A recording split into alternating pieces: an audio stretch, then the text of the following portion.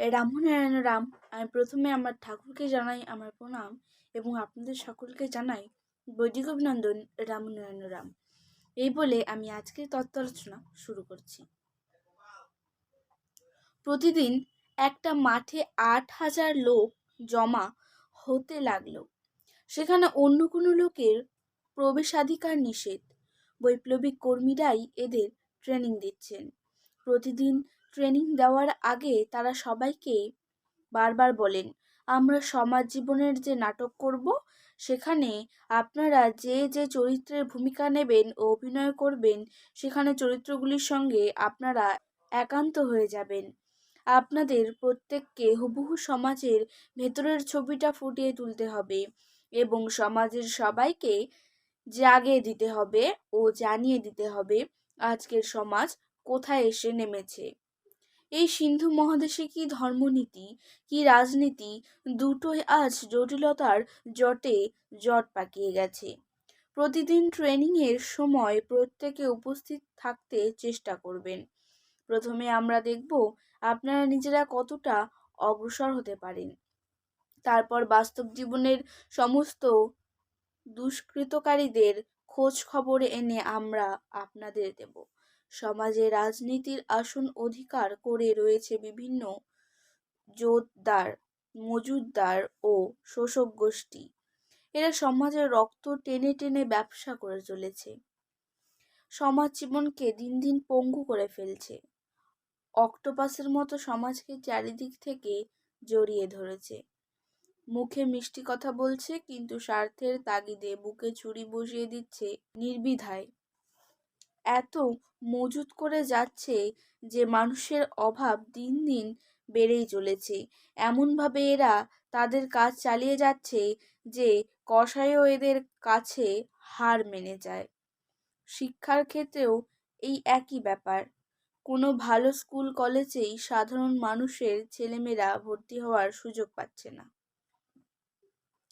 শুধু এক শ্রেণীর লোকেরাই এই সুযোগ পাচ্ছে। এরপর বৈপ্লবিক কর্মীরা ওই 8,000 লোকের কাছে 1,20,000 জোতদার, মজুতদার ও শোষণকারীর ঠিকানা এনে দিয়েছে। সিন্ধু মহাদেশের প্রতিটি অঞ্চল থেকে এদের খুঁজে বার করা হয়েছে।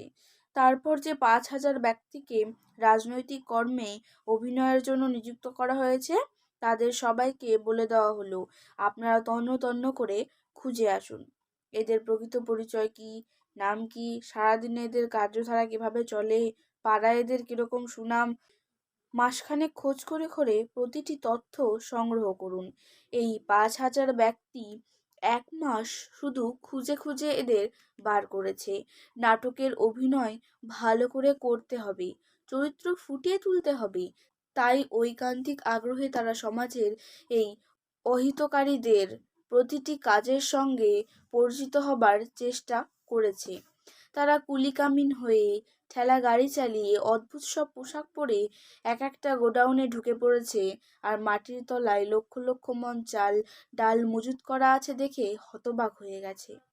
তাদের কানে ভেসে এসেছে মাটির ওপরে অনাহারে অসহায় মানুষের ক্ষীণ আর্তনাদ। ভেতরে ভেতরে তারা অত্যন্ত আহত ও ক্ষিপ্ত হয়ে উঠেছে। ভেবেছে এই অন্যায়ের কি প্রতিকার করা যায় না? কি নৃশংস এরা! মানুষের মুখের গ্রাস কেড়ে নিয়ে মাটির তলায় মজুত করে রেখেছে। এক একটা মরশুমে এরা সস্তায় জিনিস কিনে রাখে, তারপর সময় ও সুযোগ বুঝে অভাব সৃষ্টি করে সেগুলো বেশি দামে বিক্রি করে। 1 টাকার জিনিস অনায়াসে 5 টাকার বিক্রি করছে। কোনো চিত্তবিকার নেই, অনুশোচনা নেই। পরম তৃপ্তিতে, পরমানন্দে তাদের ব্যবসা বাড়িয়েই চলেছে। 1 মাসে হলো না, প্রায় 3 মাস লেগেছে এদের এই চরিত্রগুলো খুঁজে বার করতে। যতই জেনেছে ততই তারা অবাক হয়ে গেছে। ভেবেছে এও কি সম্ভব? সরকারের হাতে ন্যায় নীতির দণ্ড আছে ঠিকই, কিন্তু আজ তা যেন অসাড় হয়ে গেছে। ন্যায়ের চেয়ে অন্যায়ের দিকেই যেন সরকারের পক্ষপাতিত্ব বেশি।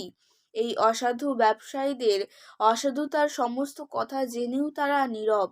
সমস্ত বিভাগের মালিকদের সাথেই ওদের দহরম মহরম। এরা টাকা দিয়ে সব কিছু হাত করে রেখেছে। যেখান থেকেই বিপদ আসার সম্ভাবনা সেখানেই রয়েছে দক্ষিণার ব্যবস্থা। এই দক্ষিণায় সব দেবতাই কুপোকাত। সেখানে আর ন্যায়নীতির বালাই না রাখাই ভালো। এই বুঝেই বুঝদার হয়ে রয়েছে সব। বিদেশের সাথে এদের স্মাগলিং চলেছে। এরা তো অকুতোভয়, কারণ গল্পের দেশের এই সরকারের এদের প্রতিটি কাজেই যেন অনুমোদন রয়েছে। তারা যেন নীরবেই সমর্থন জানাচ্ছে। তোমরা তোমাদের দুর্নীতি ব্যবসা চালিয়ে যাও, আমাদের বকরাটা শুধু ঠিক রেখো, কোনো ভয় নেই, আমরা তো আছি। এতে হলো কি, এই 5,000 লোকের সরকারের প্রতি আস্থা নষ্ট হয়ে গেল, রাজনীতিবিদদের ওপর বিদ্বেষ সৃষ্টি হলো, আর শোষণকারী মজুদদারদের ওপর তারা ক্ষিপ্ত হয়ে উঠল। আজকের তত্ত্বালোচনা আমি এখানে শেষ করছি। দেখা হচ্ছে পরের ভিডিওতে। ভালো থাকবেন, সুস্থ থাকবেন। রাম নারায়ণ রাম। এরকম নতুন নতুন ভিডিও দেখতে হলে আমার চ্যানেলটিকে সাবস্ক্রাইব করবেন এবং পাশে থাকা বেল আইকনটি প্রেস করবেন। ধন্যবাদ।